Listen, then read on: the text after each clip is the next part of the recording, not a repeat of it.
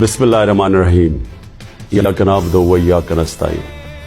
میرے پاکستانیوں، میں آج اپنی ساری قوم کو سمجھانا چاہتا ہوں کہ کیوں ہم اس جگہ پہ پہنچ گئے کہ ہم جیل بھرو تحریک کا آغاز کرنا چاہتے ہیں.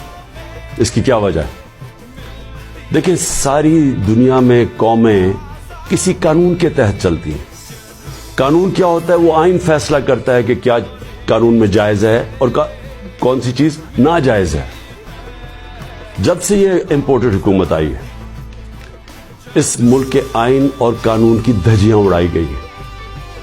حالات یہ ہیں کہ عدالتوں کی بھی باتیں، ان کے احکامات نہ پولیس سنتی ہے، نہ یہ ریاست سنتی ہے.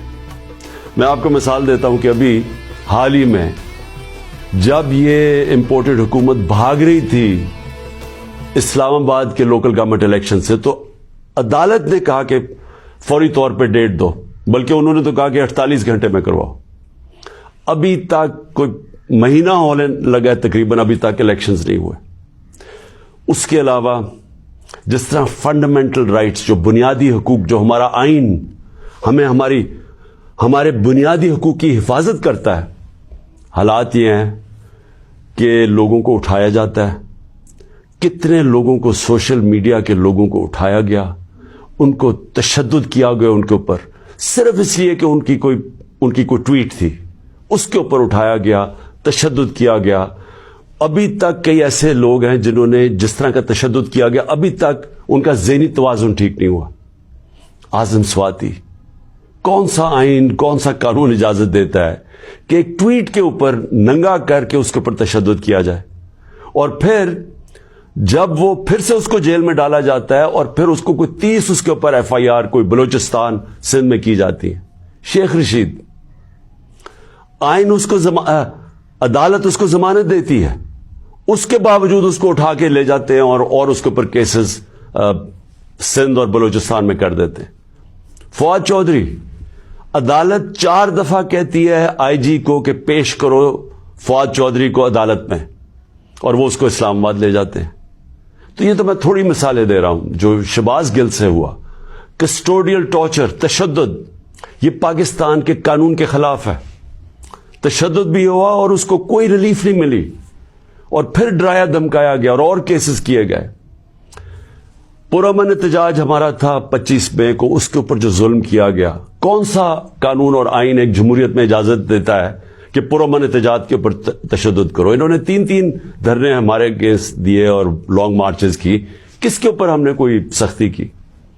تو میں تو یہ تھوڑی سی مثالیں دے رہا ہوں آپ کو کہ ہمارا سارا جو ہمارے آئین اور قانون کے اوپر جو اعتماد ہے ہم اس قوم کا، وہ اٹھتا جا رہا ہے. اور بلکہ ہمیں یہ خوف ہے کہ جو اب آئین، جو جمہوریت بیس ہوتی ہے جس آئین کے اوپر، اور جمہوریت کے اندر واضح طور پہ ہے کہ 90 دن کے اندر الیکشنز کروانے پڑیں گے. ہم نے اپنی 2 حکومتیں پنجاب اور سندھ میں کیوں گرائیں؟ ڈیزالو کی خود کوئی ایسے نہیں کرتا. ہم نے صرف آئین کو سامنے رکھ کے کی کہ ہمیں جب پتا تھا کہ 90 دن کے علاوہ آپ آگے نہیں جا سکتے، تو ہم نے اس کو سامنے رکھ کے الیکشنز کی طرف گئے. اس لیے کہ ملک ایک بہت بڑے بحران کا شکار ہے، ایک پولیٹیکل انسٹیبلٹی کا شکار ہے. اور جب تک اس ملک میں سیاسی استحکام نہیں آتا، ہماری معیشت نہیں ٹھیک ہونے لگی. تو ہم نے قربانیاں دی 2 گورنمنٹس کی، جو تقریباً 66% پاکستان ہے، صرف اس لیے کہ آئین 90 دن میں الیکشن کرواتا ہے. ابھی تک کتنے دن ہو گئے ہیں؟ 20-25 دن ہو گئے ہیں، ابھی تک کوئی ڈیٹ نہیں ملی. دونوں الیکشن کمیشن اور یہ جو 2 حکومتیں، جو 2 گورنرز ہیں، انہوں نے ڈیٹس نہیں ابھی تک دی. اور یہ سیدھی پاکستان کے آئین کی وائلیشن ہے. اور اگر یہ 90 دن سے آگے جاتے ہیں تو آئین بڑا صاف ہے اس میں کہ آرٹیکل 6 لگے گا. یہ ساری قوم اب دیکھ رہی ہے پاکستان کی عدالتوں کی طرف. اور میں یہ واضح کرنا چاہتا ہوں، یہ وہ پاکستان میں وقت آ گیا جو جسٹس منیر مومنٹ ہم کہتے ہیں، کہ ایک دفعہ ڈاکٹرن آف نیسیسٹی کے تحت ہماری جو اس قوم کا ڈاؤن سلائڈ شروع ہوا ہے، جو نچلا سفر شروع ہوا ہے، وہ جو فیصلہ تھا کہ ڈاکٹرن آف نیسیسٹی کے تحت آئین کو پیچھے ہٹا کے ہم نے طاقت کے ساتھ ہماری عدالتیں گئی. تو آج بھی وہی وقت ہے, سارا پاکستان دیکھ رہا ہے, ٹائم بدل چکا ہے.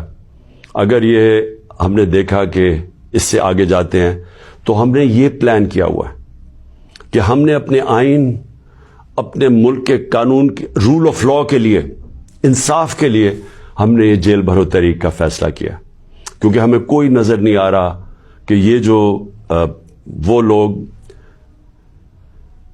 جن کی پر کرپشن کے کیسز, انٹرنیشنل انکشاف ہوتا ہے پینما کا, جس میں پتہ چلتا ہے کہ مریم نواز 4 مہنگے ترین لندن کی اپارٹمنٹس, جو کہ لندن کے سب سے مہنگے علاقے میں, اس پینما کے انکشاف میں پتہ چلتا ہے کہ اصل مالکہ ان کی مریم نواز تھی.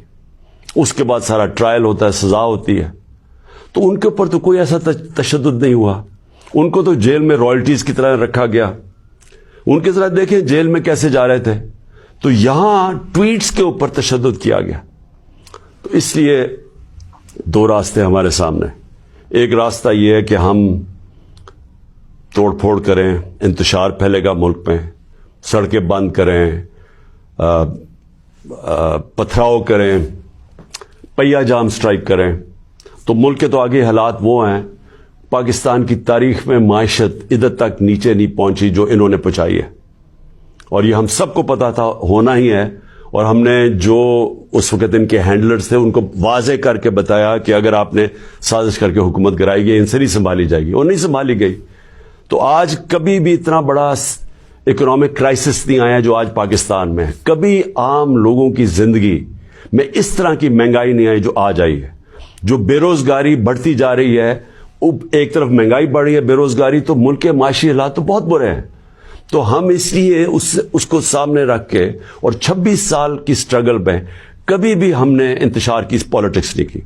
لہذا یہ پرامن طریقے کا احتجاج ہے جیل بھرو تحریک.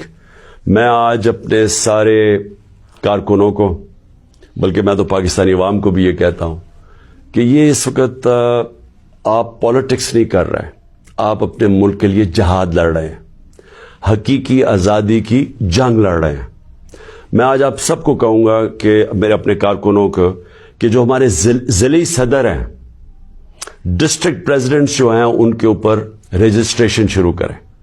کہ جنہوں نے ہم پہلے ہر پاکستان کے شہر میں ہم جیل بھرو تحریک شروع کریں گے, تو پہلے میں چاہتا ہوں کہ والنٹیئرز اپنی رجسٹریشن کریں, اور اس کے بعد میں پھر آپ کو ڈیٹ دوں گا کس دن ہم نے جیل بھرو تحریک کا آغاز کرنا ہے. اور اس کی چند دنوں کے اندر ہوگی, اور اس لیے میں چاہتا ہوں کہ جلدی جلدی آپ اپنی آپ جو رضاکار ہیں وہ سامنے آئیں. اور انشاءاللہ میں یہ سمجھتا ہوں کہ یہ جو ہماری تحریک ہے, اس سے ہم وہ چیز حاصل کرنا چاہتے ہیں جو پاکستان کو ایک حقیقی آزادی بھی دے گا, اور حقیقی آزادی کا مطلب حقیقی جمہوریت وہ بھی دے گا. اور وہ انشاءاللہ وہی ایک پاکستان کو ایک وہ جمہوریت جدھر رول آف لا ہے, جدھر قانون کی حکمرانی ہے, وہی پاکستان کو اس دلدل سے نکالے گا. شکریہ.